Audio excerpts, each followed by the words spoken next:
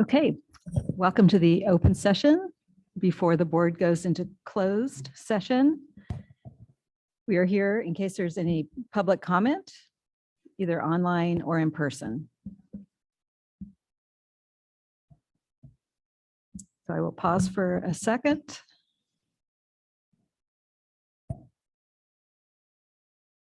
I have no public comment cards. Okay, with no public comment, the board will go ahead and adjourn to closed session. Thank you.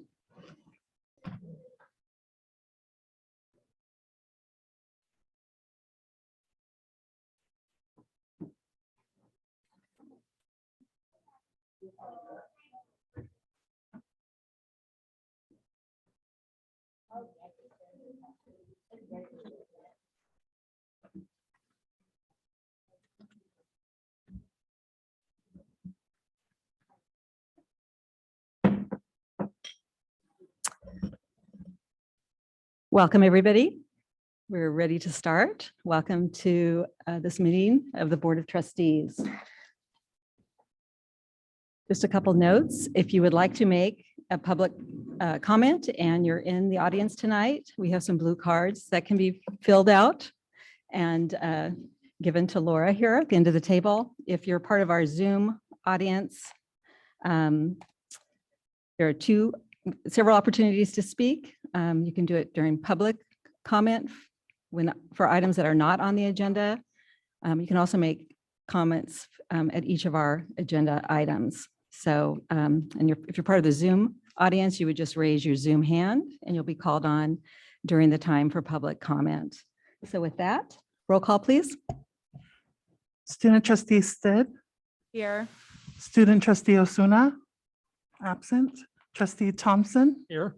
Trustee Stevenson. Here. Trustee Sarver. Here. Vice President Ginn. Here.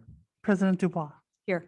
A quorum is present. Thank you for that. Okay. And our next item is item 5, approval of the agenda. Are there any changes? I Nope. move approval. Thank you. I'll second. All in favor? Aye. Aye. Okay. The agenda is approved. There is nothing to report from closed session. Our next item is approval of the consent agenda. Ask to pull item 7.7. 7.7. That's the one on sabbatical leaves.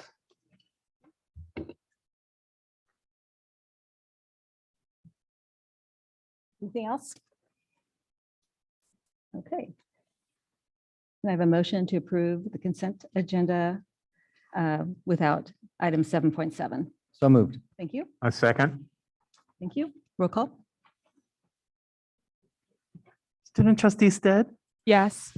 Trustee Thompson. Yes. Trustee Stevenson. Yes. Trustee Sarver. Yes. Vice President Ginn. Yes. President Dubois. Yes. Motion carried. Okay. Chris, would you like to talk about item 7.7? Yes. So I pulled this not out of dissent in any way, but I think it's a program that deserves a little extra attention, or it should not be on the consent agenda. This is a program that this district should be very proud of. This is a program that highlights the creative thinking and giving time to teachers to go think about that and how they'd bring it back to the district. Each of the proposals had really different fascinating things that they wanted to study and bring back to us. I'll mention 2. One's on differentiated instruction, which seems like a really important topic, with outcomes that they're looking at for both on the social, emotional, and academic progress or success. And another is on cross-cultural competence. They're all great proposals. I wanted to acknowledge that. The success, the importance of the work the teachers are doing. This also comes at a time when our teachers need a break after they've been through, well, we all know what we've all been through, but teachers have been through.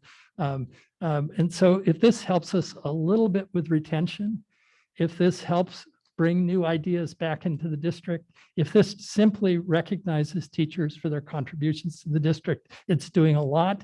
I didn't want to let the moment go by without saying something about it. If there aren't comments, other comments on the item, I'd be happy to move for approval. Just thank you for your comments. I completely agree with you. As you know, I believe in the Finland way. We should let teachers do more of what they really want to do, because I think it just shoots them with enthusiasm and energy. So thank you for your comments. And likewise, I enthusiastically second both the agenda item and Trustee Thompson's comments. Okay, thank you for the second. So all in favor of approving item 7.7? Aye. Okay. So 7.7 passes. Right. Now on to item 8, special recognition.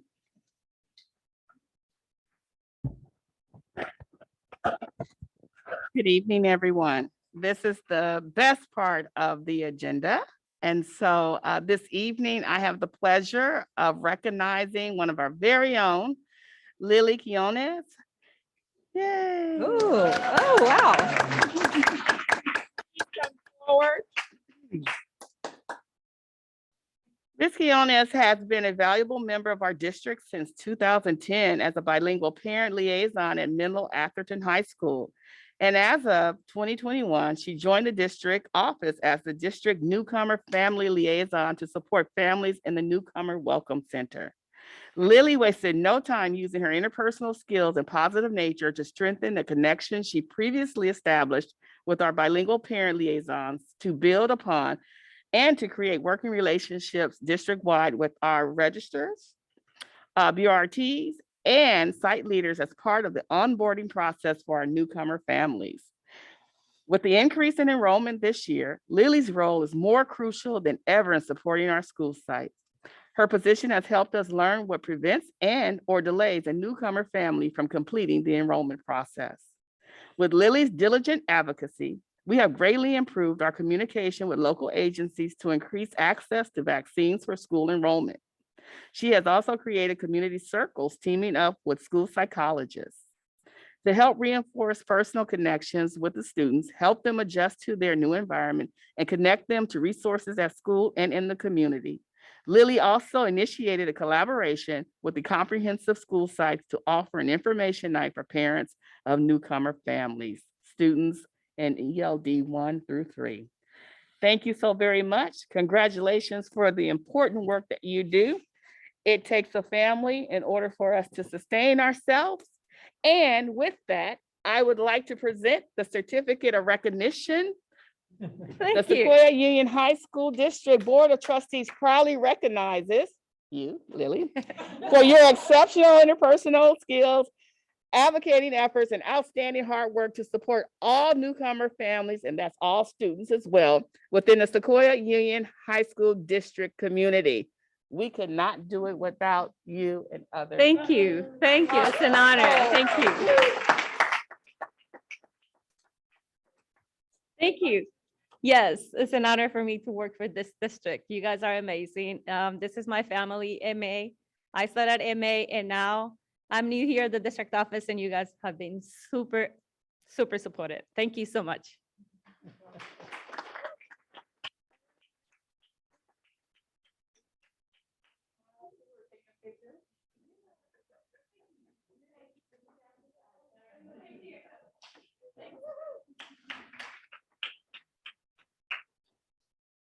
And Lily, I want to say, the reason you're at the district office is because of the phenomenal job you did at MA. I've been to your events.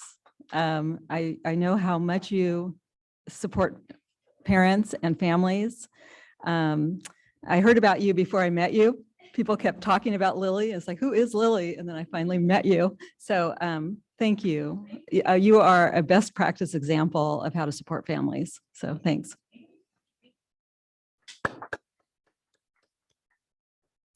Okay, moving on to item 9, student trustee comments.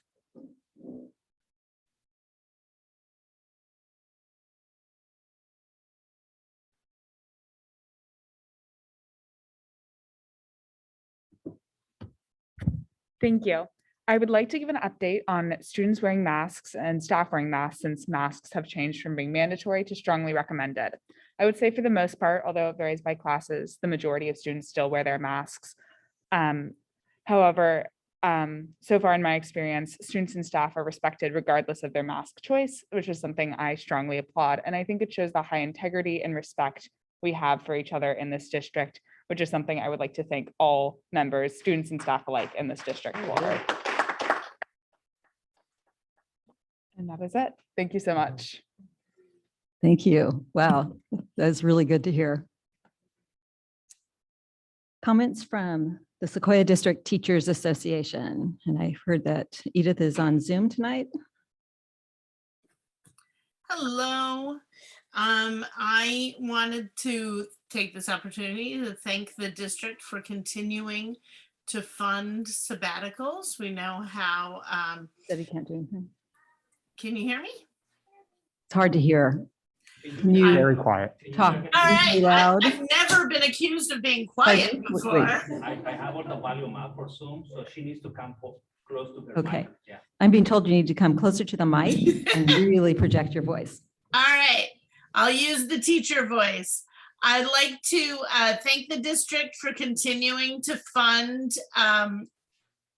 sabbaticals. We know how valued they are by our members, that they're looked forward to, anticipated by those who are able to take that break.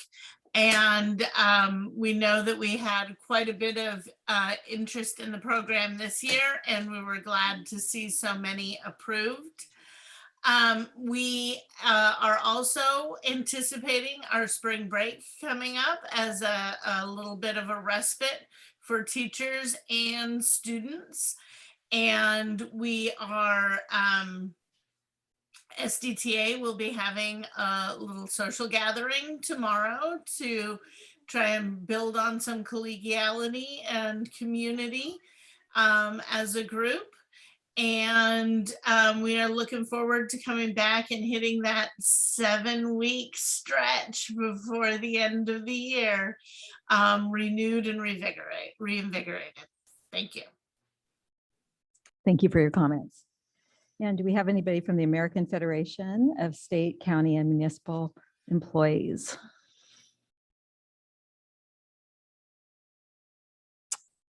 I don't see anyone. So we will move on to item 11, public comment. And again, just a reminder, this is for items not on the agenda.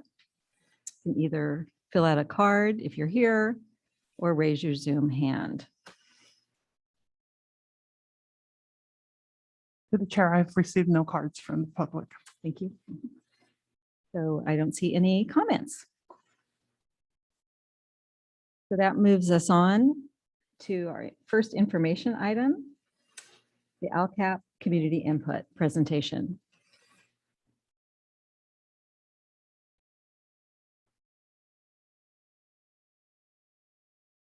All right.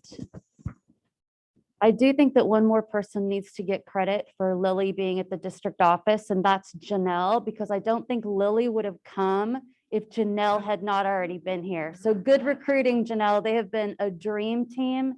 And I think one of my favorite things about what they have done is they've really said we at the district office are going to own newcomers coming into the district and make sure that we remove all barriers for them to be able to register and get in school quickly. They've done amazing work. One of the discoveries that Lily made was that they were having a tremendous amount of difficulty figuring out how to get some of the testing that they needed in order to register students. And so she partnered with community agencies to streamline that. And what that has done is it's because we're working on onloading the newcomers at the district level. It's allowing the site bilingual resource teachers, instead of dealing with the tyranny of the urgent of truncating to help kids when they most need it, when they first get there, they're able to focus on our more long-term ELs who have been here for a longer period of time and our greatest area for growth as far as moving the needle for our students. So I am really, really grateful to them both. So the LCAP community engagement results are in. Here's this year's participation in the rainbow numbers. In purple, you have the participation numbers from pre-pandemic, the last time that we gave the survey that you're again seeing this year. So we gave the same survey for 3 years before COVID rocked our worlds. And then for 2 years, we opted to give different surveys to better inform. It seemed like a bad time to be asking families, do you feel welcome on your campus? Does your kid feel safe at school? When their students were at home and they were being highly encouraged to not come to campus. So we altered what we were looking at, but now we are back to semi-normal. Please may it continue. And so we busted out our panorama survey again this year. You can see that overall our numbers are down by about 1,000. We do have an increase in parent participation, and I'm going to give kudos to Lily and her team at the site of parent liaisons for that bump. When I get to the slide on who took the survey and the parent ranks, you'll see that we had a number of parents of EL students and RFEP students participate in that survey, which we do offer in English and in Spanish, can be taken on your phone, your iPad, your child's Chromebook, etc. So the biggest drop that we saw was in student surveys. My guess, and it's only a guess, is that that is because of survey fatigue. We have upped our allegiance to the Healthy Kids survey, which I think is appropriate considering the mental health issues that we are seeing with students. But it means that we're probably burning them out a little bit on the test taking, especially since we're doing it through the Panorama platform. And so now it's this again. But it's still a healthy percentile of the students in our district who took the survey. The first part of the community engagement that I'm going to talk about this evening are the engagement meetings that we hosted for each site in our district in conjunction with our site principals. And I've got there for you the dates when those meetings happened this year. And what we asked in those meetings were 3 questions, and you all were at least some of the meetings. Alan, were you at everyone? Yeah. And Shawnees, you were close to it, everyone. But you were all there. You're all represented. Thank you. But what we did was we asked what most surprises you about our data and about our goals as a district. The second question was, what do you see as our greatest areas of strength in preparing all students for opportunities after high school? I'm paraphrasing. And then what do you see as our greatest areas of growth? So I took all of that, and thanks to Google Sheets that then downloaded into a beautiful Excel spreadsheet for me.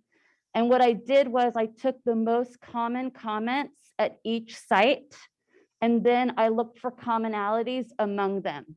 So when it came to impressions and questions after reviewing their school's demographics and highlights, by far, the #1 takeaway was either, wow, we are really diverse, or wow, compared to the rest of our district, we are really not diverse. And then I don't know what happened with Woodside, but Karen is on it, so I know it's my fault. Somehow I don't have the data for that one, but there was a lot of talk about diversity, and they are a school, one of our schools that's very diverse amongst their ranks as well. So I said half of the schools who answered the question, who I had the information for, see their sites as being less diverse than the rest of the district, and the other half see their schools as being very diverse. In the group that sees their schools as less diverse, one school says, wow, we're a lot more white and Asian than the rest of the district. And 2 schools said, wow, we are a lot more BIPOC than the rest of the schools in the district. What do you see as your school's greatest strengths? This was very fun. Opportunities, options for students, all the things that there are to be involved in our campuses. There is a club for everything, and a sport or a visual performing art activity with your name on it, whatever that might be. So that was the highest ranked. The 2 schools where we've got the largest dual enrollment programs, concurrent enrollment now, both of those campuses noted that they saw that as one of their school's greatest strengths, that they could take so many college credit bearing courses on their sites. I thought it was interesting that the 2 schools where we're really doing that, it was over and over again. It was a comment by the stakeholders at those schools. Smaller sizes was popular with our small schools. And then 2 schools named diversity as a strength in our district. One about diversity in their school in general, and the other about the diversity of their IB classes. And as the former principal of that school, I loved to see that. And then finally, what are our greatest areas for growth?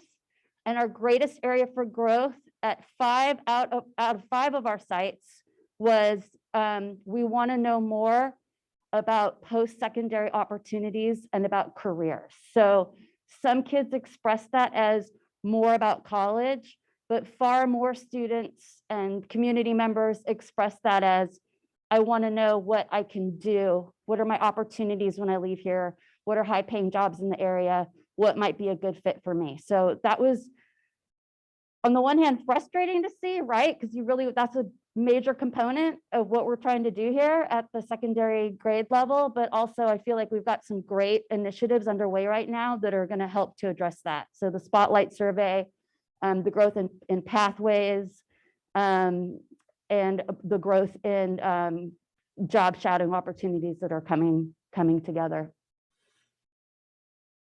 Student survey. I am now moving away from the community engagement events where there were, of course, students, and I'm moving into who took our student survey. If you looked at the free and reduced lunch program, something happened, and I'm not sure what, and it didn't pull free and reduced lunch program for most of our constituents this year, which was a little frustrating. But other than that, we got some really good data. You can see that 59% of the students who took the survey are English only, 7% are IFEP. That means they marked when they started school in the US that they spoke another language at home, but when they took the LPAC, or back then, what did we used to give? CELT, thank you. Almost said CBEST. CELT, they were initially proficient in English, so another language is spoken in their home, but they started school proficient. And then 630% are LEP, which is great, or 637 students.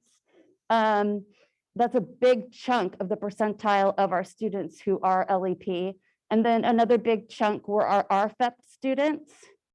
I also thought it was interesting that females participated about 1,000 students more than males. And I'm going to work with that next year. It's going to be the gender challenge. And then student grade levels, I was really happy about because there's a pretty even split between the grade levels of the input that we got from students. We saw that white students were most likely to take the survey and Hispanic or Latino were second most likely. That's a flip in our percentile of demographics, but they're still pretty representative numbers. Yes. It means they didn't want people to know. Yeah. So here's what students said was our greatest strength. Here's the other thing that I did this year, and I'm really curious what you're going to think of it. We talked about it, believe it or not, back in 2019 when I gave you the results right before we all went into shelter in place. And that is that we've moved away now that we're in a new run of LCAP. We have to keep our benchmarks consistent or write explanations for where they're not. In the past, you have seen these as mean scores. We decided at that time that we wanted to try it in percentiles. I personally like it more, but you guys are the bosses, so you'll tell me what you think. And here's why I like it more. I like it more because it's more clear what the categories are and how many kids fall into those categories. So for greatest strength, we had 48% of students said that they never worry about violence at school, and 26% said they worry about it once in a while. But what to me is most impressive about that average is that of all the schools that take Panorama in the nation, and their whole states who give the Panorama survey, it's a lot of students, we ranked in the 90th percentile, which I think is impressive, and even more impressive when you are an urban high school district. So that was the good news. And then our greatest area for growth, and I think this one is important, and this is one we've been working on forever. It's students feeling engaged in their classes. but there's been discussion about what does that mean to be engaged in your classes and what is that really measuring? And I think this is important. So 3% of our students are extremely excited about going to class. 16% are quite excited, and 41% are somewhat excited. And Panorama gives somewhat excited. They consider it a negative score. 25% are slightly excited, and then 14% are not at all excited. I think that's a really different look than when I gave you the means before, and what you just saw was one number. All of these kids, students, young people who are somewhat excited and slightly excited were being included as negatives in that mean. And while I would love for all students to be extremely excited about going to class, I adored high school. I think most of my teachers were rock stars. I had an amazing experience. I was never extremely excited about going to class in high school. Parent Guardian Survey participant, Crystal was though, were you Crystal? Totally excited. Right, me too. Woo, math, chemistry, let's go. Parent Guardian Survey participation. So you can see here who their students are, and Panorama asked them to take the survey for their oldest student in the district, since that student's had the most experience with us. And you can see that 64% of our takers were English only, another 7%, which was the same in the IFEP for the students, which I thought was interesting. Their students were IFEP. So this isn't the parent status. This is the status of their student in our school about whom they're answering these questions. 10%, 341 were LEP. And then 18% were RFEP, which is really exciting. And then you can see who the special ed. And let's see, you can see the grade level breakdown, which again is pretty even, although I have to say, our senior parents are 3% less likely to have taken the survey than our freshman parents and our sophomore parents. So I may have to let them know that next year too. And then you see it by race, what parents took the survey. Again, you can see that our largest group of survey takers were our white parents, and our Hispanic and Latino were the second most likely. But the Hispanic and Latino parents were less likely by a pretty good chunk, about 10%, than their students to have taken the survey. And here's what they told us in just a minute. Short commercial break. I asked Lily and Janelle, who did a lot of outreach to our families along with the parent liaisons, to tell you a little bit about what they did, because I know we sometimes get that question here. Take it away, ladies. Hi, everyone. Good evening. So in order to get us started, when the Panorama survey went out, we ensure that we send out a voice message to all of the families across the district. Each school received a voice message in English and Spanish just to let them know the Panorama survey's out. Don't forget to fill it out. In addition, we followed up with announcements on campus to make sure the parents knew every step, or like what were the steps necessary to be able to complete the Panorama survey, slide deck in English and Spanish, and ensured we with that, we also make sure that there was a contact at each of their sites that families can connect to or call, email, to get their unique access codes, because we found out that if the family didn't have the email that they received from Panorama survey that already embedded the code, then when they went to the Panorama survey site, they needed to put in some kind of password code to get that get that access to their individual Panorama survey. So because of that, we then make sure that all of the parent liaisons and all the contacts at the site had access and knew how to get that report. And in that report, get the access codes and also know who were the families that already completed the survey, so they wouldn't put in all their efforts to get those families, call those families again, because then they knew they've completed it and they were focusing on families who had yet to complete the survey. We then work with Panorama to ensure that they received additional emails to get those families who had not yet completed the survey, get information, get the emails several times throughout this extended window of time to have the opportunity to directly link to the survey. We worked with together with Panorama, with Lily, with the parent liaisons also across the sites to make sure that they were contacting families, they were making sure that they were sharing the code. Lily opened up some Zoom office hours so people could come to her if they had questions, if they needed a little bit of support. Maybe a parent liaison was a little overwhelmed with several families. They could connect the family that was at the school or over the phone with Lily, and she was then able to help them, guide them through the process. And I will say one last thing that when Lily started having some of this information nights at the sites too, she also made sure that, we had a direct QR code to guide families to the Panorama Survey, make it as easier as possible with computers available to them, people there to support the process and making sure they were answering questions. But there was a lot of time spent with families on the phone, sometimes going question by question with families, so, in case they weren't able to access the information, explaining to them what each question meant. And so that, takes a lot of time for all of our parent liaisons and Lily to follow with them, making sure that they're not only answering questions, but understanding what the questions were asking. And Yeah. So give you a little more. Yes, and I can tell you that all of this would have been possible with the support of the parent liaisons at each side. They were also making personal phone calls, sending reminders to the houses every week, emails. They were also having the parent center open for families to come and do the surveys there, helping the parents do it in their phone, using their phones, checking their emails, because that's one of the things that we want to do with parents is we want to help them understand or use the emails more often, because that's what they miss a lot of the information. Also using the opportunity to come to the parent centers so the parents know what services we have for them on each side. That was a big thing for the parent liaisons to support families in that area. And then with all that, we learned some things, especially me when I was helping the ELD families do the survey.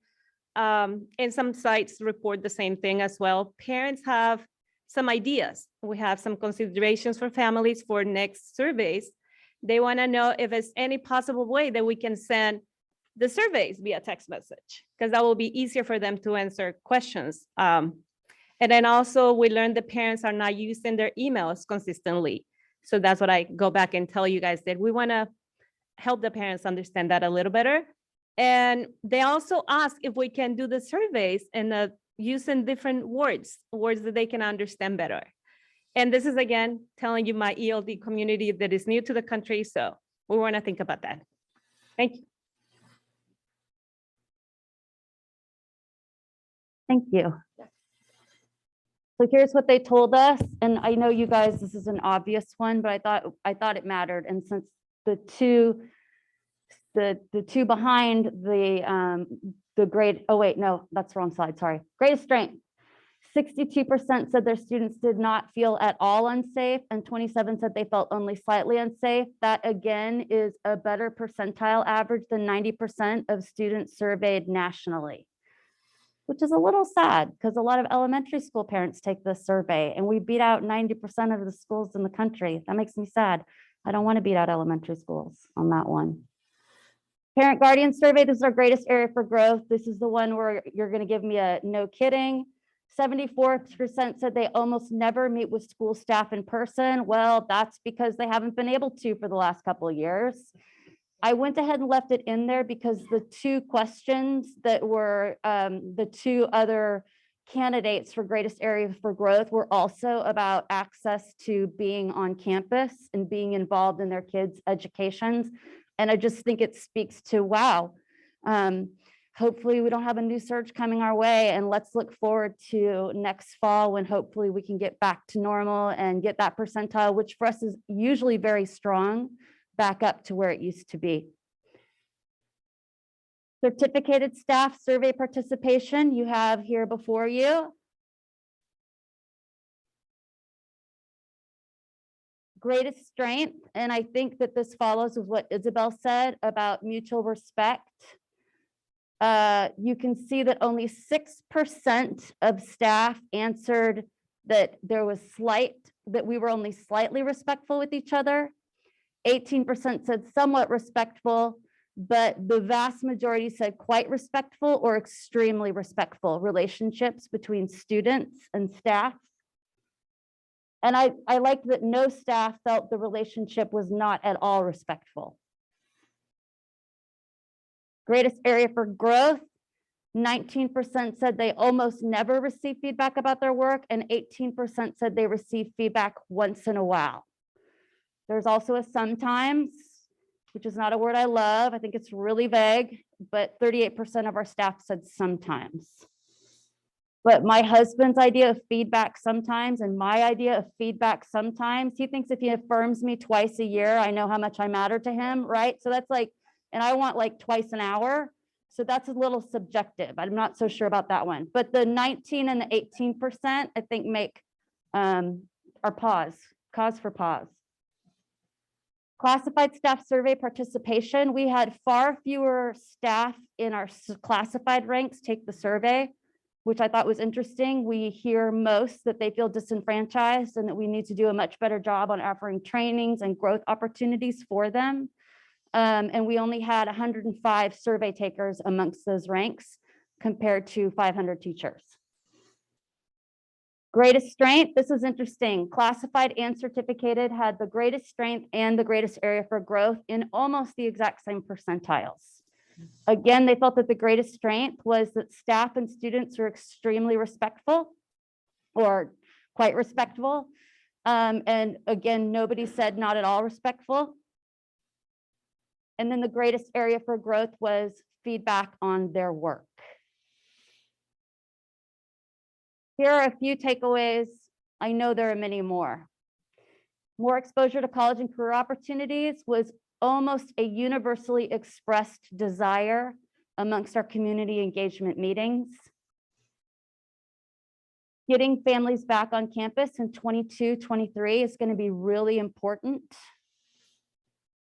In our current world climate, I think it's high praise that so much of our community feels so safe in our schools. We need to keep an ongoing focus on engaging students in school, as well as question, as we always do, the best way to measure engagement. Both certificated and classified staff ranked mutual respect as the greatest strength and feedback on performance as our greatest areas for growth. And then in the comments, many staff commented that they needed more time for staff development, but they didn't want it to be scripted staff development. They wanted more time to be able to collaborate with other teachers. I think that that was especially acute after a year when they had Wednesdays to do that kind of collaboration like they'd never had before.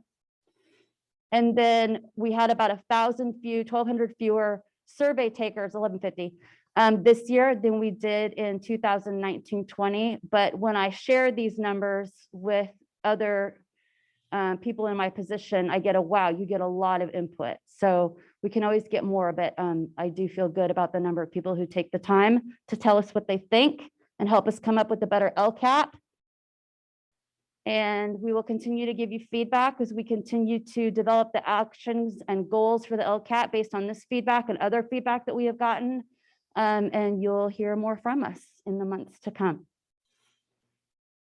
Okay, thank you so much. It just keeps getting better every year, and it's an incredible amount of work. So thanks to all of you for gathering all of this input for us. Any questions or comments? Sure, happy to start. It really was a great report. I want to make comments, questions in two areas. The first has to do with your work, which was extraordinary, but Bonnie, I'll tie you in. It was very gratifying to see the amount of work you're doing to make sure it's a representative survey. I think I'm particularly sensitive to some of the feedback you got, like the survey should be available on text, via text. And I hope we're communicating to Panorama, because that's a large survey issue in general, and somebody ought to be responding to that and could help us out a lot. It has huge implications for the way the survey is done, but the thing that's tough about that is we can have the survey available on text, but they cannot have it available on text very easily to be able to tell people what their individual code is. So the trade-off for making it available on text is you don't know anything about the survey taker, the grade level, the gender of their student, their world language, I mean, their initial language, et cetera. All of that is gone. yes, Bonnie, I would take that as the state of the current capability of the Yes, system. you're right. because they have to be able to develop. sure that you're and right. Get the demographics. The only other thing I'd ask about in this area is making the distinction between SES, socioeconomic status, and free and reduced, free and reduced, those two, as opposed to racial differences. And I think you didn't have Right, FRL data we did not. that suggest that still may be underrepresented. Yes, and they can circle back and get that for me, and so I'll send that to you guys when I have it. Oh, it's just the lack of the data, and Yes. there is responses. Great, Yes. great. Thank you. The other question has to do with what you're doing with the takeaways. Seems like the takeaways are wonderful. You mentioned some, would you say a little bit more about whether it's into the LCAP process or some of it's for teachers? Yeah, And it seemed like it's such a great list. Want to know where it goes. well, it definitely goes into LCAP. It definitely goes into LCAP actions and will contribute to us restructuring the ways that some of them are worded and some of the measures that we are using. In student SACs, there has been talk about missing some of the flexibility they had previously with Wednesdays. And we are hearing that from staff as well. And I know that's a hot button because everybody says, heck no, you are not putting my kid back on a computer for 1 day a week. And no, we are not putting their kid back on a computer for any time. No, don't say the W word. Don't say W. But I do think one of our goals says that we're going to be looking at what did we learn from the pandemic and how can we use that information to come back to school better than we were before. And I do think we need to find creative ways to allow staff more time to collaborate and students more time to stop by an office hour, get help from a specific teacher as well. So that for me was a really big takeaway. We also have got the 5 additional 2-hour blocks of collaboration time next year. And we already know how we can fill every single one of them with training. And I'm mindful that teachers are saying, no, please give us some time to collaborate. We need more of that. So striking that balance. Those for me were the biggest takeaways. Sounds great. I circled that one there too, that we're in agreement. Thank you. I think there's a hand from Edith. I don't know if you want to wait till the end or. Pardon me? There's a hand in the audience. I don't know if you wait till the end or. Oh, yeah. Okay, sorry, Alan. Ask questions and I'll go the. So I would start at the same point that Chris started at, which is that the outreach that was discussed was phenomenal. Anytime you run a comprehensive data gathering effort with the community, the top piece of information you typically get back is you guys never engage us. And really looking at the extraordinary range of things that were done to engage our hardest to engage community members. It's really extraordinary, and it's clear that it's being effective. So, kudos for that good work, and it really reinforces that needs to continue to be a huge area of focus. Looking at the fact that the total participating numbers went down about, I think it was about 900, something like 7 or 8% from the 1920 school year. All of that community engagement took place before the full impact of the pandemic. Yes, it did. You know, I meant to say that. And we're comparing now to the efforts at reopening. Yeah. So the fact that it is that close is really the remarkable thing out of that. And the more we are continuing to ensure that our community feels actively engaged, feels heard, and that this school district is continuing to move in the direction that our community is asking for it to go. That's just the strongest kind of virtual circle. So that's a great thing. And then one of the areas of takeaway for me, which has always been a sweet spot for me, I mean, the talk about college and career opportunity, and the fact that it was just highlighted in every corner of the district. And I look at that and I take it not as a complaint and a concern and a reason to feel guilty or shortcoming that there isn't enough of it, but that it is the area of opportunity that is most strongly valued across the community. And we know that there's tremendous areas in which we are moving forward. Two of our small schools are completely built around a dedication to college and career readiness that are new laboratories for how we do these things in the district. And their strength is based on it entirely. At all of our schools throughout the district, there is a strong growth in the career pathways that are out there. I've had the privilege of attending a lot of the career fair activities that have been going on across sites, and the engagement of community business partners with our students is extraordinary. I attended the Calmont Biotech Institute session last week, and I had the incredible privilege of listening to the CEO of a regional biotech company talking to the student body that was engaged in that. And the Calmont Student Union was full of these students. And she looked this group in the eye and she said, "You are the generation of biotech engineers that are going to finish the job of curing cancer on this planet."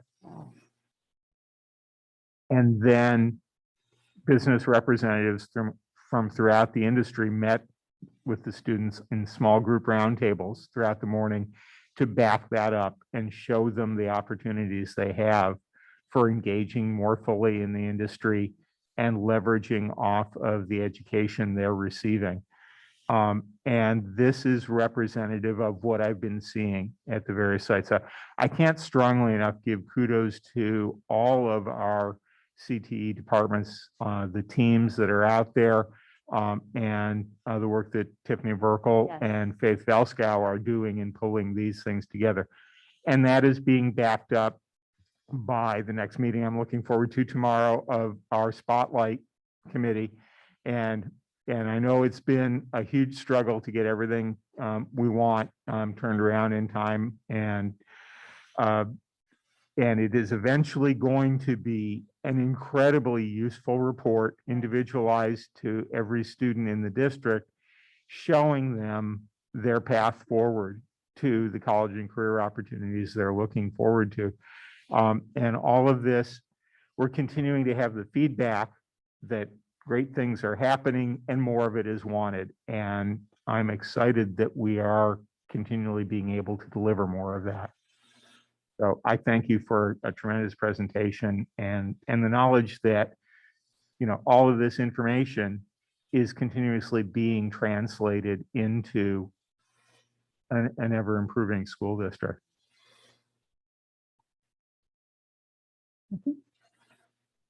Denise? Thank you for the report. I just have a couple of questions for you.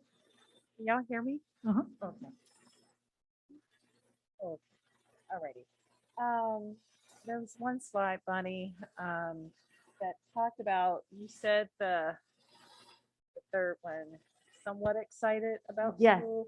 That's considered a negative. Is that what you said? That is in Panorama's data collection, they consider that a negative. Okay. So if you add those and the ones before that, which are also seen as negative, it's like 80%.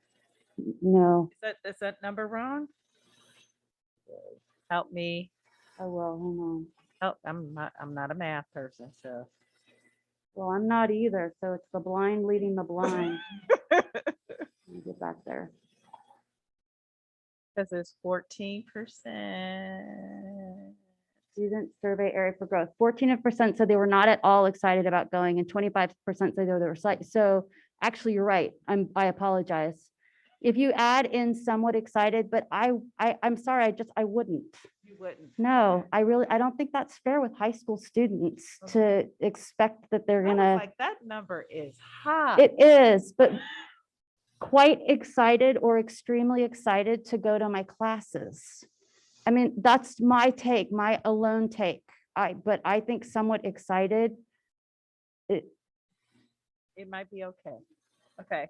So that's about 39%, 40% that are not as excited. And it just depends on the day with a young person, if they felt like filling out this survey or not. So I know that for myself, but that does strike something for me. Sure, that's why I put it as our greatest area for Yeah, growth. Because I'd like to know what would help students be more excited about coming to school. Yeah, Because I know coming out, maybe Isabel or Trustee Sid, sorry, can help give some insight. But I just wonder about how much we should dig into that as we think about education for our students. Just a comment, Shanice, I think we get a very different if we use a slightly different word than the word excited. Just to use a different word. Something that, Oh, okay. I mean, to your earlier point, I don't know how much we can address their comment earlier about changing the words, but I think, we can. If I'm we not give sure it- what the right word is, but excited strikes me as something I can't imagine. And maybe we should ask the student trustees, maybe what words would strike them Yeah, as would give a the accurate. best impression. Yeah, But I know it's just data, and I know that, it all depends on the words, but something about that does, even 40% just did not sit well with me, that yeah. And are excited. And I know it's the time of the year as well, but it's always our greatest area for growth. It's been our greatest area for growth all 4 years that we have given the survey. So I do not mean to be flip about the fact that this is an area where we can improve. It's absolutely a major area we can improve. When we've drilled down on this before about what makes students more excited about class, it's things like project-based classes. It's more student talk and less teacher talk. It's seeing the direct connection between what they're doing in class and their own lives. So those are some of the things. Shanice, would you mind if I added to that? Because that stood out for me originally. And to me, it goes to the value of intrinsic motivation, Yeah, which you do associate with learning. And if we could identify that, it might be, may go to Rich's comment. Like excitement may be the wrong word, but I do think we will serve our students well if they're intrinsically motivated to be in class. yeah. They will then attend and they will learn. And maybe that is the word. I feel it's somewhat valuable to go to class. I feel it's slightly valuable to go to class, but something at the intrinsic Well, value of the experience. And that's the education phrase, Right. right? And so you don't want to use that. use our student trustees to figure out what that word would trigger. Sounds good. And then the other thing is, I know you all did a lot of outreach and things, and I'm trying to figure out, based off the racial breakdown, was that reflective of the population? Do you think that the number of people who filled it out, for example, the Pacific Islanders, right? It was pretty low in my mind, considering number of population. So just maybe Lily or Janelle can ask, like, how did we do that? Because when we speak of ESL, I think people automatically think Spanish, and I know we have other languages as well. Yeah, so that is something that we're working on, especially this year with the parent survey. MA does have a community liaison, which is Pacific Islander, and she is learning. She was working with us as well on how to approach parents and how to motivate parents to answer the survey. She was working with us. She did her best, and we're working on improving. So that's something that we're already targeting groups in that, like in that area, Spanish speaking Pacific Islanders, not just to divide them, but to get more information from each of those communities. But yeah, we'll improve on that. All right, and then my last question was, there's two questions. One is collaboration. Just want to make a comment. I actually think that's really good. As a person who has children with IEPs, I always make space in my IEP minutes for collaboration because I know how important that is for people to talk to each other, believe it or not. We may all be at a school, but not necessarily able to talk to each Right. other because there's no time. So I do want to put that out there, especially for individuals with IEPs and things of that sort. So I think we need to talk about it more and talk about it in a way that families can embrace it, and how does that get them ready for college. So I think the way we talked about it was not open because it was right after the trauma of being at home. And so families are like, "Wah!" And I think now that there's been some time, we may be able to revisit that in a very intellectual way. And then the last piece is 74% said they never met with their staff in person. Do we know the number of people who communicated to staff? I see Janelle shaking her. Because that's very like old school, if you ask me, given us 2 years in pandemic, that I may not ever meet with someone in person. I could probably answer that a little bit, but some of the parents that I've helped with the survey, they were also saying, no, we never met anyone. We're just back from the pandemic. And I feel like the parents were just thinking about the past, that they were not, no one reached out to them. There was no one available at the schools, but I feel it's because it was because of the pandemic. They were not thinking of the present moment. And there was another question, which was very interesting to me, that the parents answered really, really well. Do you feel like when you go to the school, people are there to help you? And every parent answered yes, Okay. always. Because that's different than in person. This specifically says in person. I don't go to campus. Yeah, So Yeah. I email, I call, I text, whatever it is that teacher wants to communicate. And given my lifestyle, I don't necessarily have to come on to campus to see someone. So I'm just trying to figure out the semantics of that. Like, is it actually in person, or is there another question that says, I've met, I've communicated, I, received help? It is in schools much higher. It Yeah. is. Okay. Thank There's you. different, That's yeah, why I was like, hopefully that's different. yes. Okay. Thank you. That's all. This was really good. I think it was good information. Thank you. So we do have a public comment from Edith. All right, I'm using the teacher voice again. I wanted to back up the comments about collaboration time, and to steal a phrase from Bonnie, hoping that we as a district can be bold and think outside of the box about ways to provide unstructured time for students and collaboration time for teachers. We're really excited that in our new contract, we established 10 hours of PD next year. And then we compare that with last year, when we maybe had 200 hours available for collaboration, one-on-one work with students, and professional development. And it's, the 10 hours is going to fly by, and we may not notice that we added it. So, as we move further and further away from the memories, the negative memories of distance learning, I'm hoping we can, just like Bonnie said, hold on to some of the things that were positives and be creative and look at ways that some of that unstructured time can benefit students in social emotional learning, in other ways that they can be involved in their school community, and give them opportunities to do that, to lower anxiety, to lower stress, and to also allow teachers and other staff members to work together collaboratively to create those opportunities. Thank you for that. Anything else? Thank you for the great presentation. Really appreciate it. So I was remiss when I started the meeting because we were late and coming out of closed session. I forgot to ask if there would be a need for translation. So Gigi, do you want to ask? And I apologize. I actually know almost all the attendees, so I don't think there is a need. We only have 8. Para cualquier persona que necesita asistencia de traducción, presiona el botón en el parte inferior de la pantalla llamado Interpretation. Gracias. Thank you for that, and I will be better about remembering.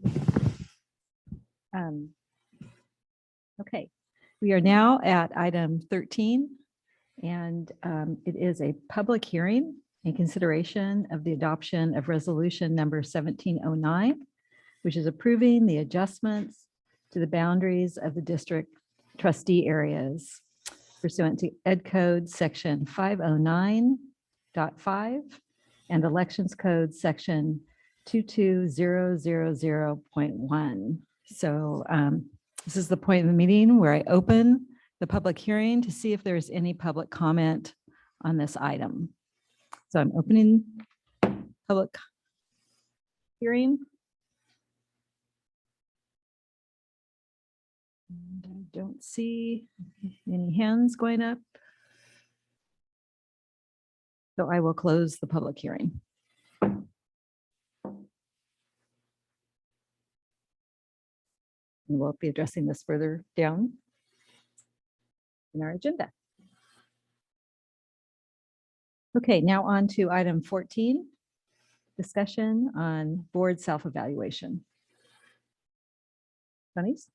Hi, everyone. I'm back again talking about board self-evaluation. I did a presentation last, I don't even know when, but the last couple of times. I can't remember which board meeting regarding our board having a self-evaluation according to our bylaws 9400. I'm also coming back to kind of share kind of how we can do that. There's a sample report in here for us to have a discussion. I know we're going to do our retreat. President Dubois about kind of what we want to talk about at board retreat, and this evaluation can help us design what that retreat looks like. And I know we're still thinking about who was going to be the facilitator and if there was going to be a facilitator and all that.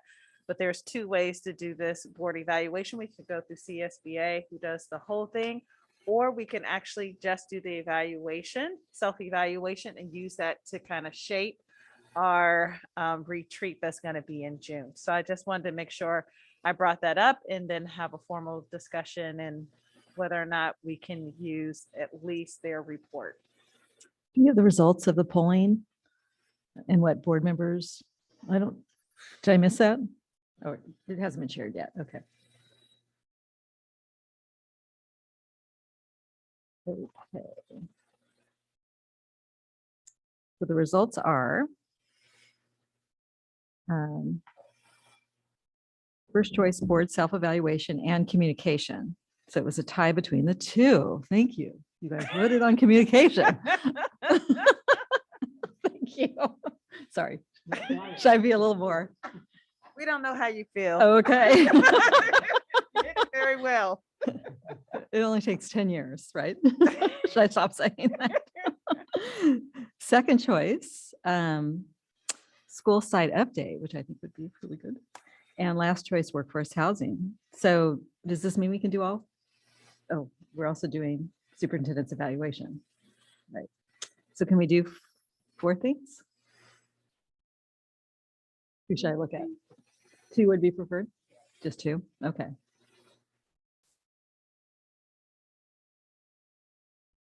So and superintendent evaluation is part of it as well. Okay. So I guess board discussion. If we're only going to do 2 items. The 3 items. And are you guys willing to do a whole day, or does it need to be more than a whole day? Is that how we should start of what we're actually going to be talking about at the retreat? How long is the retreat? That's what I mean. Before it was all day. Yeah. The first one we had, so. Any comments from everybody else? How about June 20th? Mhm.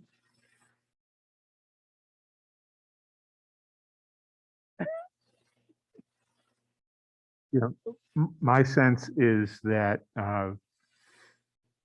really a retreat activity is something that we want to be into with our full focus and energy, and setting aside a full day for it is more likely to move us forward in a substantial manner than trying to put narrow time constraints on it. But I also tend to have the least outside constraints out of out of the 5 board members. Maybe like a 9 to 5. I'm also fine with the full day, and if it allows us to do more things or deeper in a few, I would defer to the president and superintendent to decide which, but I'm happy spending a day. I can do that too. I think I would point out that Wednesday, we have a board meeting that's the last board meeting of the year for us, and it may be packed with stuff. The other general point I'd make is I like summer. I don't know whether we already have separate summer retreat plans, but psychologically, it's easier for me to do a full day during the week during the summer. Do we know whether do we have a retreat plan for summer? Yeah, it's June. There is a July retreat. We do not have a July, it's June, right? June 20th. Well, we're talking about June 20th right now, right? Right, I don't think there's any other date yeah, Okay. there's no. other yet, dates. unless you're proposing one, but Well, I'm suggesting that a half day of a week during the school year, sort of during the school year, when we also have a full board meeting or anticipate one. Sounds like a lot, and just wondering whether it may be easiest just to say, go with it. Well, one Okay. thought for the school site updates is to go back to our, we used to visit schools. Could we do that like outside of the retreat and go back to, having the board visit?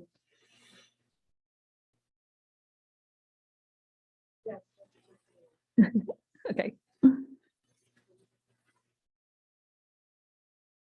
But just, I Right. think Chris is saying he's suggesting another retreat, having a June retreat that's maybe half day and then a July retreat that's full day, but we didn't poll for days, obviously. And to- so to many, See if there is Or- one. or but- I think August. July is tough because we're used to being sort of off. And so a lot of board members are traveling in July.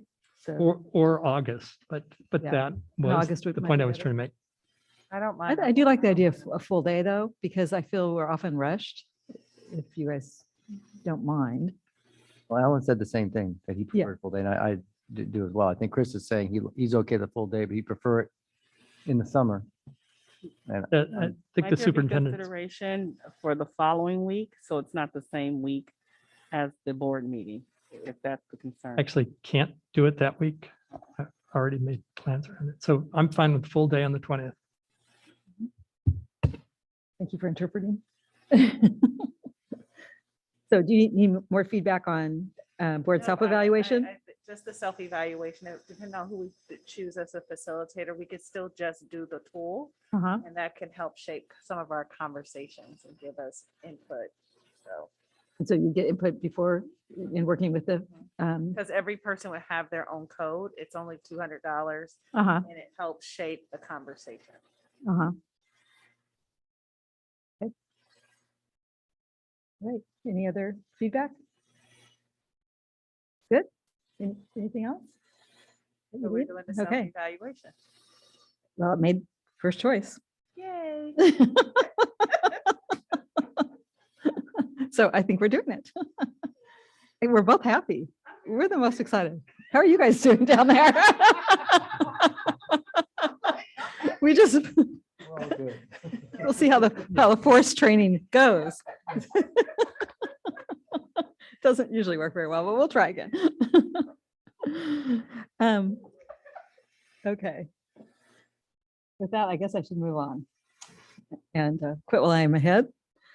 So next item.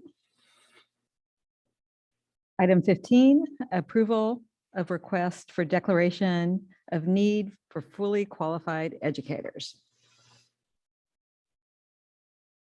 This is an action item. Do we need presentation on this, or do we just want to move? I'm fine moving for approval. Okay. Okay. Any discussion? Any questions? No? Okay. All in favor? Aye. Aye. Okay. Motion passes.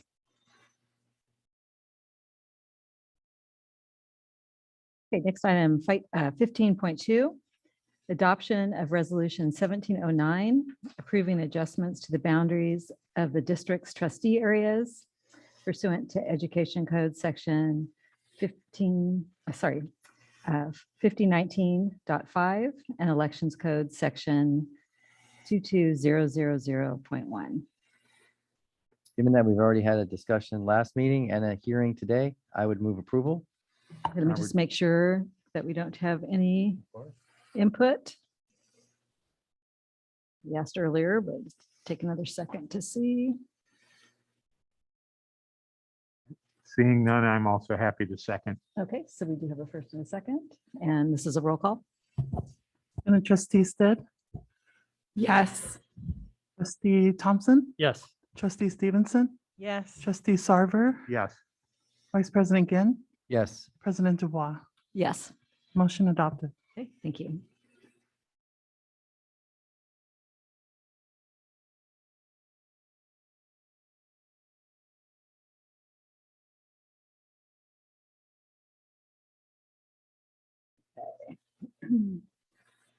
So our next item is 15.3, discussion, consideration, and approval of first addendum of the employment agreement with the superintendent. So I do have a script to read on this, a bit more of a complicated item.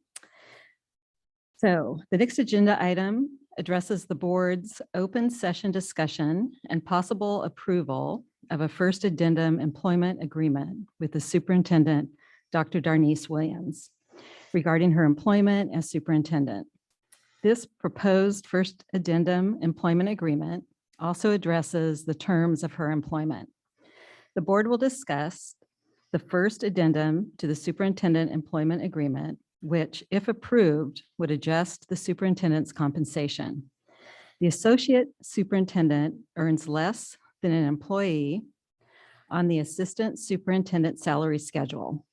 As a result, and to maintain equity, the associate superintendent's compensation is proposed to be adjusted tonight. After making the proposed adjustment to the associate superintendent contract, the associate superintendent and the superintendent would be very close to the same compensation level, which is out of line with all neighboring and comparable districts in which all superintendents earn more than all other employees in the district. Therefore, to maintain equity, it is recommended that the superintendent's salary should also be adjusted consistent with the first addendum agreement. The proposed first addendum superintendent employment agreement contains the following material terms. 1, superintendent compensation and other terms of employment. Item A, effective retroactive to January 1st, 2022, the superintendent's annual base salary shall be $284,882.40.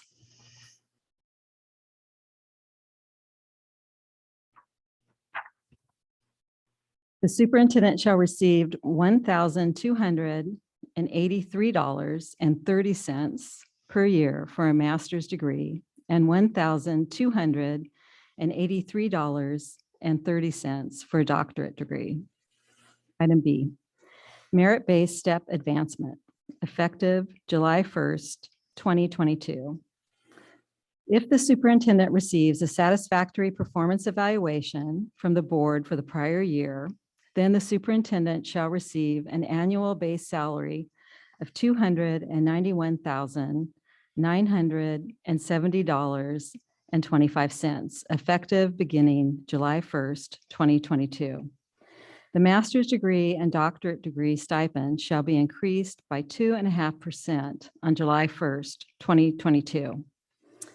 If the superintendent receives a satisfactory performance evaluation from the board for the prior year, then the superintendent shall receive an annual base salary of $303,697.64, effective beginning July 1st, 2023.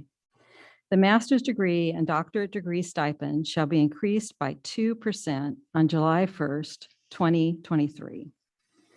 Commencing with the 2024-2025 school year, if the superintendent receives a satisfactory performance evaluation from the board for the prior year, then the superintendent shall receive a 2 1/2 increase to base salary each year commencing July 1st, 2024. Item 2, work year. The superintendent shall be required to work 222 days each full fiscal year, exclusive of holidays granted to the district's certificated management employees effective July 1st, 2021. The superintendent shall not be entitled to vacation days. A complete copy of the first addendum superintendent employment agreement is available from the district office upon request. So I'm going to ask for a motion in a second, and then there'll be discussion, if any. So do I have a motion? Happy to make the motion. And do I have a second? I second. And is there discussion? I might make this statement in clarification. To begin, Alan and I have been with the district on the board for 12, 13 years, worked with 4 superintendents. And personally, I think I've seen more progress in 1 year here with this superintendent, and I see more promise that we may be able to achieve in the district with the current superintendent. That said, but this salary change has nothing to do with that evaluation.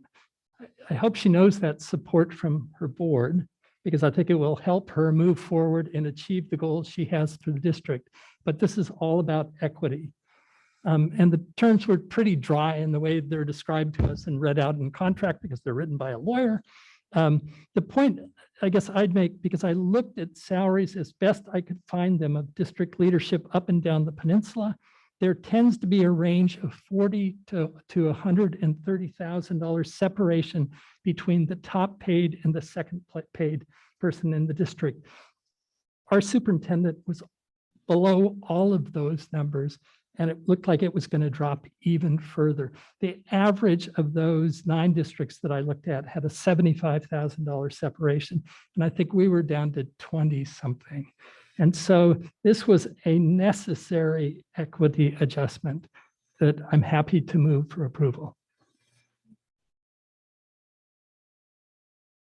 Okay, and I believe I've already seconded, but I would also add to that there's a bit of board arcana here, which is that the district has 2 employees that are on contract rather than on the salary schedule. And those are the 2 employees for whom these adjustments are proposed. The salary schedule keeps everybody in the district moving forward at negotiated rates. And it does take the actions of the board as addenda to the contract to make a change. And so what we are dealing with here technically is a compression issue where those salaries on the salary schedule have caught up, bumped into, and in some cases surpassed our 2 contracted employees. And so the board is choosing to make this adjustment to correct that compression. And to follow up on what Chris has said, this is not an evaluative change, but it is a correction to this compression. Okay, and then I have a comment. I am going to be a no on this vote, and I wanted to do my best to explain. It's hard always to do this in a public meeting with only a couple of minutes. I do think that this item is complicated, will be complicated for some people in our community to understand. The board actually had to spend a lot of time with this. It was a lot of discussion, so it's complicated to understand the compaction. I have very strong feelings, and I'm not just, this says nothing against our current superintendent, who I believe the board is very happy with. And I have no indication that she will not have a very positive evaluation from the board. But philosophically, I am against giving any type of increase outside of an evaluation, especially as a school board member. We only manage and evaluate one employee. And so I'm just not comfortable, and it's nothing against her. It wouldn't matter who is in the seat. I would feel the same way. And that is my biggest reason for a no vote. I also had some concern. I'm just, because we're not able to just go and talk to every employee in the district. And I'm just wondering if there could be somebody, like some of the employees that aren't completely comfortable with this. So that also causes me to hesitate. So I hope I'm doing my best to explain something that's very complicated. But I wanted to explain my no vote to the best of my ability. So with that, sure. Carrie, thank you so much for your perspective. I think that as I think about this, the context is really important.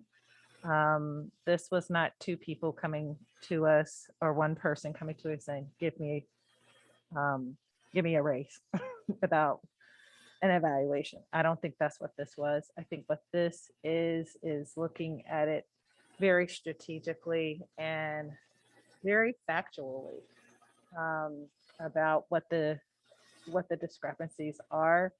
I don't, I'm new to the board. I don't know where I take responsibility, whether I was here yesterday or 10 years ago, that those are things that we look at and that we look at the discrepancies in salaries and schedules and all those kinds of things.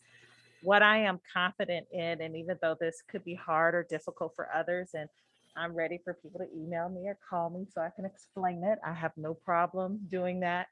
But I do think there is a larger issue of looking at salaries, and I want to commend the cabinet staff as well as our superintendent to really do an audit of our HR department. And I just want to be clear about that. Like, that is fundamental to a well-ran ship. It's not all about money. It's also about positions. It's also about who gets placed, who gets interviewed, who don't get interviewed, who has opportunities, who don't.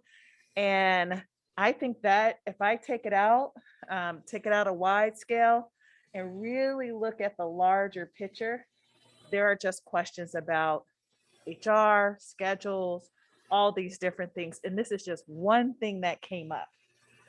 And that was just brought to our attention by many different things we were doing. But there are some larger issues here. And I want to say that at least I'm committed to supporting that audit to see what's happening so that we are not only equitable because of representation and race, but also because of status or years of employment. I know it's your heart to really think about, like, how do people are able to move around and get different positions? What's the structure that worked? And I know we made a structural decision with the adding of Dr. Chacon's role, which is the superintendent of student services, but there's so much more, and we just don't know what that is. And I would ask the community, even I know I stand out saying, trust me when you don't know me, but really trust the heart of our board that we are actually looking at not equity, just race, but equity into staffing, into who we hire, don't hire, what's the process, volunteering, all these different things. And that the larger picture is we're holding that and we're committed to equity. And sometimes we have to say, oops, we didn't see this. We didn't foresee this issue. We did the best decision with the information that we have. We have new information and we're doing the best with what we have. And we are looking at equity in the long run. And I think that that is super important when we think about the context. So I just wanted to say that. Thank you for your comments. Anything else? Okay, so we have a first and we have a second. All in favor? And all against. And on to the next item, which is an adjustment for our associate superintendent. So I also have a script to read for this. So bear with me. The next agenda item addresses the board's open session discussion and possible approval of a fourth addendum employment agreement with the associate superintendent, Ms. Crystal Leach, regarding her employment as associate superintendent. The proposed fourth addendum employment agreement contains the following material terms. A, base salary. Effective retroactive to January 1st, 2022, the associate superintendent's annual base salary shall be $261,677.60. The associate superintendent shall receive $1,328.40 per year for a master's degree. B, merit-based step advancement. If the associate superintendent receives a satisfactory performance evaluation from the superintendent for the prior year, then the associate superintendent shall receive an annual base salary of $268,248.39, effective beginning July 1st, 2022. The master's degree shall be increased by 2.5% on July 1st, 2022. The master's degree stipend shall be increased by 2% on July 1st, 2023.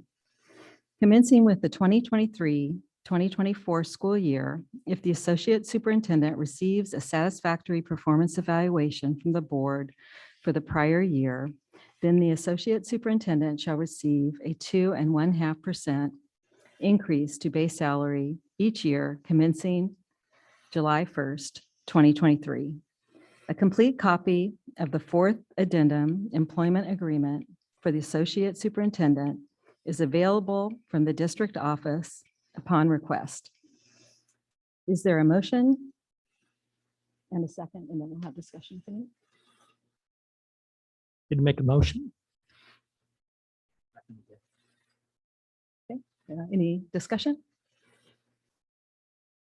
think we did it last time. Everything's been said? Okay, all in favor? Aye. Okay, and all against?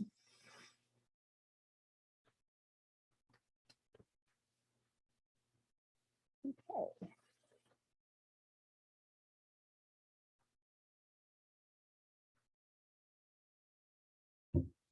So we are now at the end of our, wow. The end of our agenda. So it's time for trustee, student trustee, or superintendent comments. Pardon me? Board members? Oh, I invited student trustees if they had anything to say as well. I don't think she does. Far as me, I wanted to take this time to say I went to all the plays. Carmine, Awesome. MA, Mhm. Woodside, all beautiful plays. I'm all played out, but it was really beautiful. So thank you all. There were lots of folks there. I wanted to say I went to Legislation Day and was in listening mode because I'm learning with Bierman and Josh Becker, and Kevin Mullen wasn't able, he had to reschedule. But it was a really good learning experience. I did get feedback that we didn't talk about special ed, which I think there's a lot of funding coming up at the Congress level. They're trying to figure out if they want to fully fund us, which I think districts need full funding, especially coming off the pandemic and the number of families that there was no forgiveness in how we served them. So I wanted to put that out there. We went to the EDC meeting with the Equity Diversity Committee, to the superintendent. Just really appreciate that group. They're tired.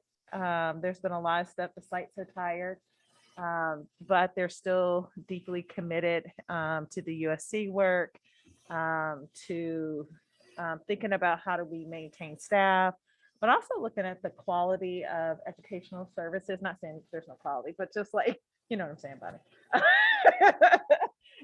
Just thinking about just how kids learn and how to support them, which I thought was pretty powerful. And then I signed up for the AVIC conference that will come up in, I want to say June or July. Just signed up for a day of that at no cost to a board member. So I'm excited about that in San Francisco. And then the last thing that I had the pleasure of doing is going back to my home school district, my feeder school, as you guys call it, partner district, and went to Ravenswood. And someone said, the people that were there was like, Bonnie was my high school teacher. So I was like, I know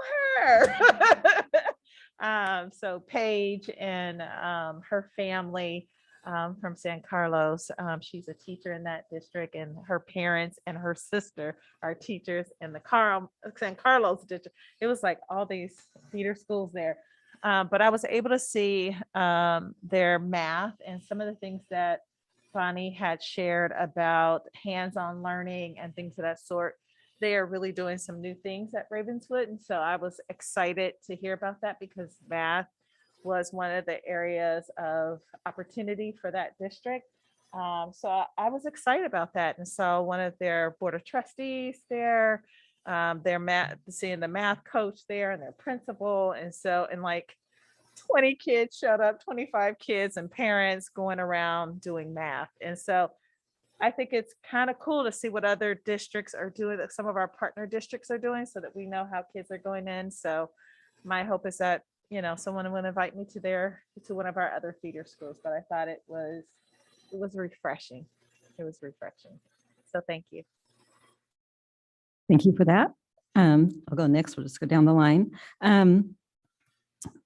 I had a really remarkable tour in San Francisco with Senator Josh Becker and Senator Scott Wiener.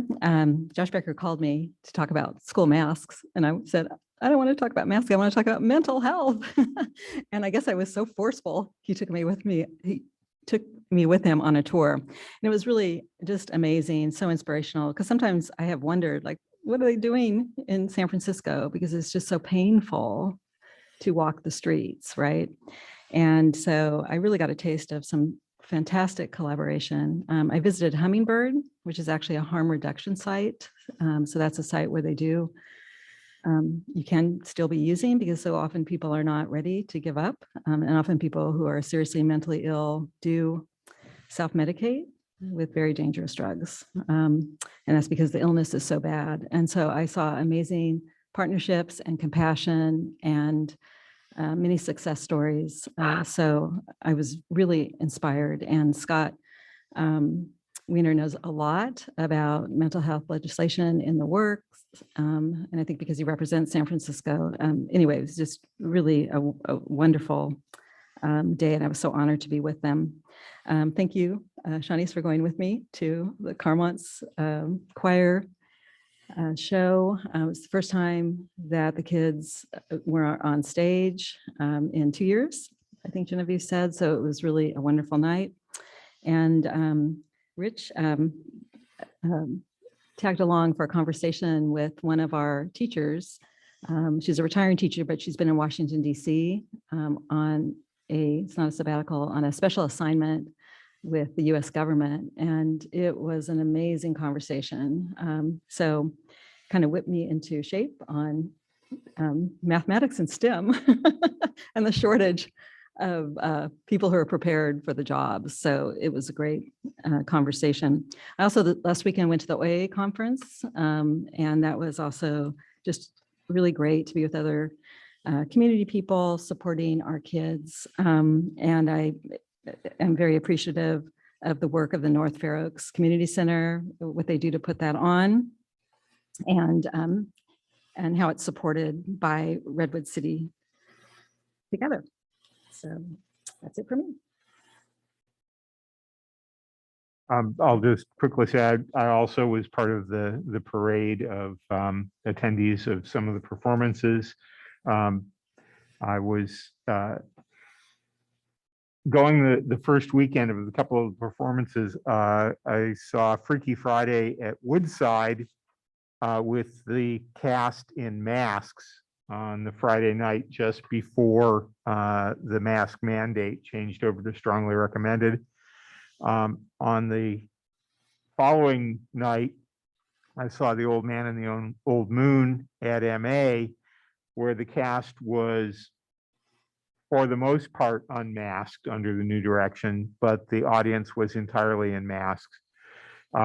Then the following last weekend, I attended the chamber music night at Carlmont High School. And that was, again, a masked audience and a mixed collection among the performers on stage. All three of the performances were just phenomenal. It was great to have the in-person reminder of the talent and dedication and quality effort put in not only by our student performers, but by the support communities that help these things come off. And they've been tremendous. This has been, for me, a real beginning of a return to more of on-campus life. I kind of dabbled my toes in a couple of football games earlier in the season, but this is certainly first large gatherings indoors. I was able to attend the Biotech Institute Career Day at Carlmont indoors in the Student Union. And there I was tremendously impressed by how effective and how productive the students were in a hybrid mixture of learning opportunities. They got a live keynote presentation from the CEO of a regional business, to which they were extraordinarily attentive and deeply engaged, and they heard wonderful things. And then they shifted over to small group roundtables, where 6 students at each table were each individually engaged through their own laptop. And so each table really typically represented 6 different groups that were going on. And the kids were able to be completely focused and engaged. They just had it down pat how to respect each other's space while engaging in the electronic space that they were involved in. And to me, that really did so much to reinforce the conversation we've had earlier tonight, that we can't just throw away and walk away from a lot of the innovative advances we have made in how instruction and learning can take place. We can do a lot more in our high schools than what we were doing in 2018 and 2019. And it's incumbent on us to make sure that we are doing those things that are most productive and most effective for our students and for our professional staff, and being able to enable those things. So it's great to be back on campus, and I'm excited to be continuing doing that. Sort of fun to look across the room at how many new faces there are for Alan and me, and then to turn to Bonnie and see the familiar face. And it's wonderful. Bonnie will know that I rarely report on my activities for the past week. The main reason for this is when I sit by Alan Sarver, everything pales in comparison to Alan. So it doesn't matter. But throughout the meeting, I looked across the room at Karen, who sat silently there and wanted to engage you somehow. And so I will say, I went to Freaky Friday on Saturday, which doesn't sound like the right day, but it was unmasked. And it was terrific. The music was excellent. The singing was superb. The acting, it was just a lot of fun. So congratulations to you.